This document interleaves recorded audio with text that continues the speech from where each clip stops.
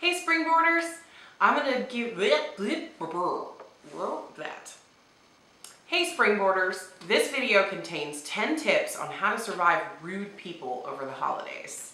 Now stay tuned till the very end because I have a special extra tip for you that you're really gonna wanna hear. It's gonna change the way that you walk into a holiday gathering or really any kind of party or a room full of people. Now make sure you guys head to the Springboard page on Facebook. So it's facebook.com/Springboard Peacebuilding and pop a like on the page. That way you'll be kept updated on any kind of content that we post and more videos like this.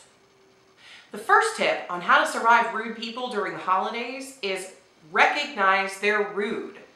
No one deserves to be treated poorly. Nobody's asking for rude comments on your looks or your lifestyle choices or the food you're eating, etc. Nobody deserves this. It's not okay that people do this, and nobody can be expected to grin and bear it, even during the holidays. So when someone comes to you and says something that makes you feel uncomfortable, they're being rude.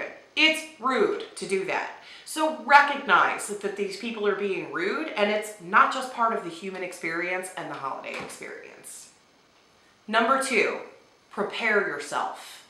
Now try to take an inventory in your mind of who might come up to you and make problems for you, what they might say, ways that you can possibly avoid them. Take an inventory of the tips that I'm about to give you in your mind and make sure that you're ready for these folks. Don't stress yourself sick over it. I mean, I don't want you turning into the Grinch and ruining the holidays over this, but it's a good idea to go in knowing what you're facing and having some kind of exit strategy or response strategy ready to go in your mind before you even walk into the situation. Tip number 3 is prepare your allies. Well, it is very important for yourself to be prepared. It is also crucial that you reach out to the people in your world, your friends, your significant other, maybe even your kids, your parents, the people that you consider your allies, the folks who won't let others treat you badly. Reach out to these folks and tell them, hey, look, every time I see Aunt Susie, she has something to say about my body. So I'd really like to avoid getting into this situation during the holidays. So if you could maybe run a little interference or try to change the subject for me, or just be there for me when those rude comments come, I would really appreciate it. Your allies can be absolutely crucial in situations like this. So keep them prepared, let them know what you're facing, and they'll be there for you. Tip number 4 is ignore or avoid. If you know that Aunt Susie has always got something nasty to say about your body, and she sits at one end of the table, move at the other end. Sit at the other end of the table. Stay away from her. To try to avoid any kind of situation where she would have the opportunity to make such comments. If you always run into issues with your stuck-up brother-in-law who's an accountant who wants to tell you that you're mismanaging your money and you're being irresponsible towards your children about their future, etc. Just don't talk to that guy. Try to stay away from that guy. And if you do have to interact with that person, keep the subject away from the things that they usually have something to comment on. You know, it can be a little bit easier said than done, but that's why you prepare yourself and prepare your allies, so you can have those strategies to just stay away from the people who are going to treat you badly. Tip number 5, stand your ground and don't explain. You don't owe anyone an explanation about your choices, about your body, about your hair color, about the food you're eating, about how you choose to raise your children. You don't owe them an explanation. So when someone comes to you and makes a rude comment or something that, they concern troll you, concern trolling is a completely other video, and I will do a video on concern trolling, but when someone comes to you and tells you their truth, their rude truth, for your own good, you can just disagree with them. You can say, I'm sorry, but I just don't agree with that. And then drop the mic, walk away. You don't owe them an explanation. You don't owe them an argument. You just say your piece and remove yourself. Stand your ground and don't explain. Now, tip number 6 is really for the folks that are looking at me like, Becky, I'm not as confrontational as you are. I'm a little bit more comfortable with things like standing my ground and not explaining, just dropping the mic and walking away. I'm a little more comfortable with that kind of thing than most people are, just because I've studied dispute resolution for so long, and conflict isn't something that really gets under my skin anymore, because I know that most of the time when people react to conflict, it's not necessarily a logical thing. It's more of a biological or neurological reaction to things. So I know that things that are said in the heat of conflict usually are not the true ideas that people are expressing. So I've become a lot more comfortable with conflict. But there are some of you out there that are going, I can't just state my case and not explain, mic drop and walk away. I have to keep things a little bit lighter, a little less confrontational. Plus, there are people that are out there that genuinely either mean well, most of them mean well, or there are folks that are, not quite mentally there, or don't have social skills, or maybe they're really old, they're just not quite understanding the impact of their rude comments. And so you want to do a little bit more diffusing than actually defending. What you can do is thank them for their advice and then just do what you were going to do anyway. Thank them for taking the time to make a comment to you, assuming that they did it because they mean well, and then just go do what you were going to do anyway.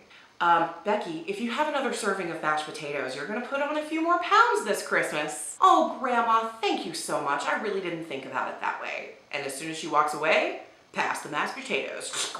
I need some gravy. Bring it on. You don't have to listen to what they say to acknowledge what they say. You can say, thanks, I really didn't think about it like that, and then just go do what you were going to do in the first place.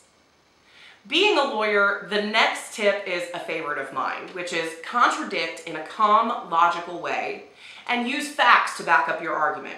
Now, this is not always going to work to change somebody's mind. As a matter of fact, changing people's mind is a very complex process, and the brain rewards us for digging in our heels and not listening to opposing points of view. We get floods of dopamine and norepinephrine when we disagree with somebody, even when we know it's illogical, even when presented with facts.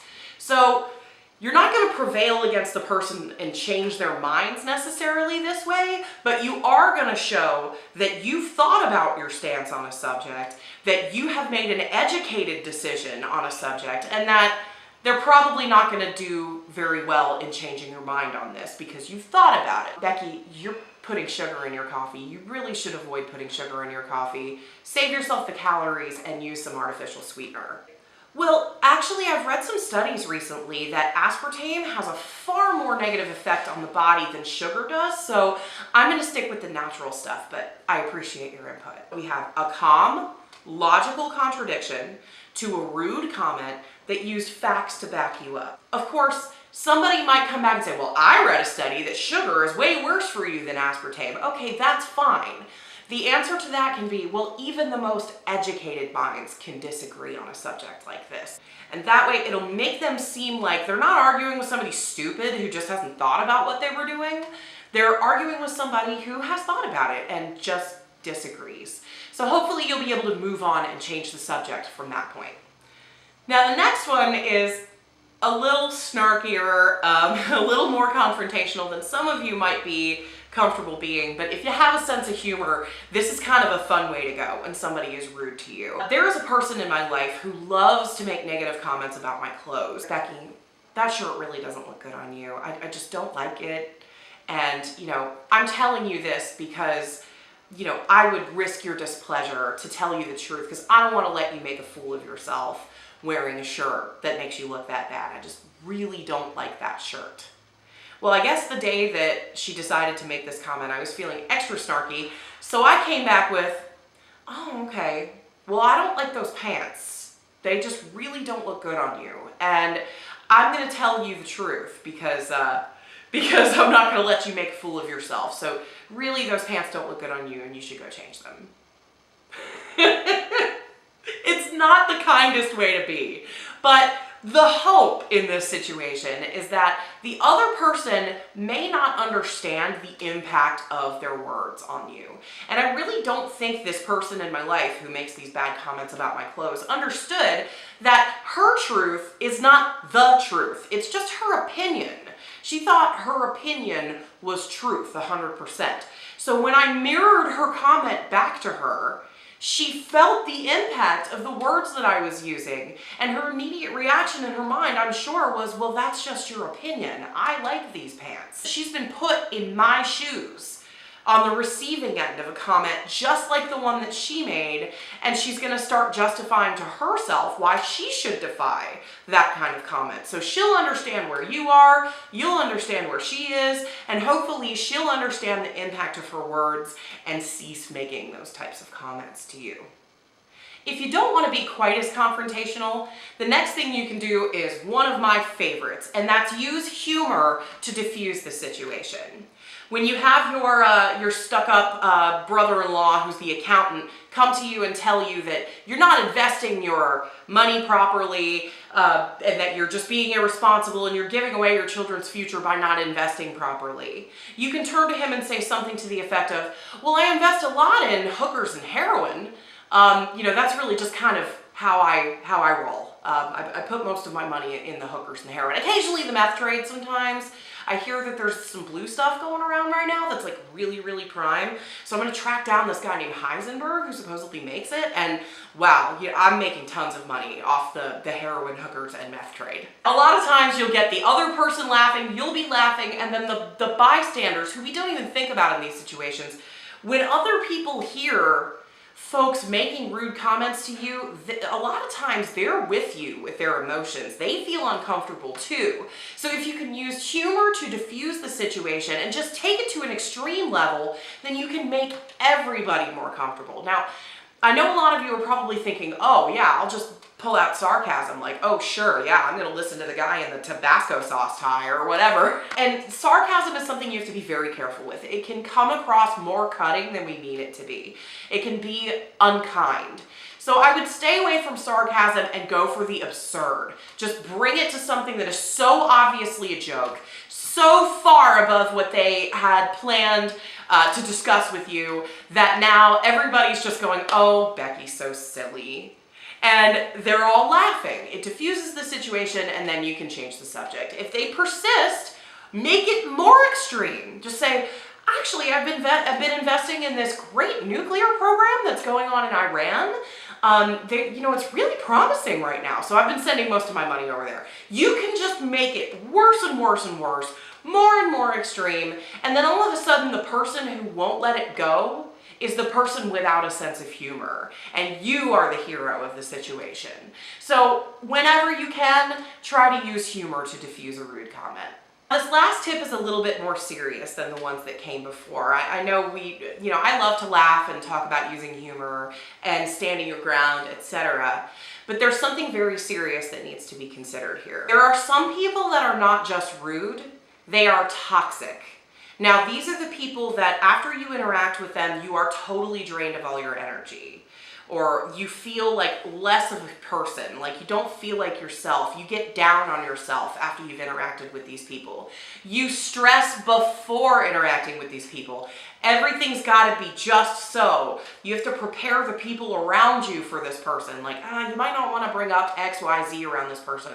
Toxic people will not allow you to relax in your skin. They bring anxiety and negativity to your life. And 99% of the time, the best way to go is to go no contact with these people. They don't bring you anything positive. That's the nature of toxicity. They are poisonous to you.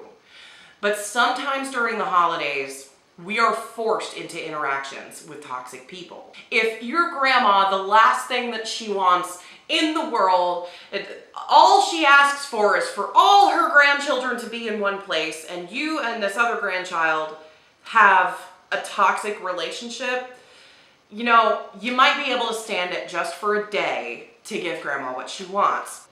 And while I would always tell you to avoid these people first, to stay away from them if you can, because they're poisonous to you, if you are forced to interact with a toxic person, there is this great principle that a lot of coaches and therapists have been using. It's called the gray rock principle.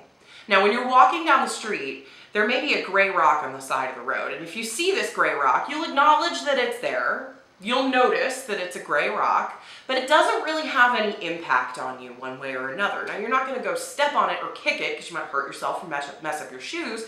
You're just going to kind of notice it and walk away. What you do with a toxic person is treat them like a gray rock. Don't take in or absorb any of the negativity that they're throwing at you. Anything that they say to you that might make you uncomfortable were it coming from another person. Recognize that these people are toxic. Recognize that they're probably not in their right minds and don't understand the impact that they're making. Or if they do understand the impact that they're making, they're reveling in making a negative impact. So that's somebody you don't want to be around anyway. You recognize these things about that person and then you go, oh, great, I just got a rude comment from a toxic person. Oh well, I'm going to go sit over there. You don't absorb it. You notice it, you see it, you can be polite, interact, kind of go, oh, okay, thanks, and then go about your business. Don't let them in. Don't absorb. Okay, Springboarders, here's your bonus tip. This is going to change the way you walk into holiday parties. I have seen this on shows about like life hacks. I've heard this in my studies of dispute resolution. I've heard this in my negotiation studies, in my neuroscience classes. It's called the power pose.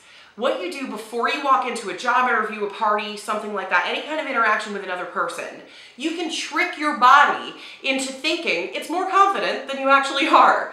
You stand shoulder width apart, hands on your hips, stick your chest out, and stand like Superman, you know, on the cover of a comic book. You know, right on the top of the Empire State Building, Superman standing up there. And what that does, it has a biological effect on you.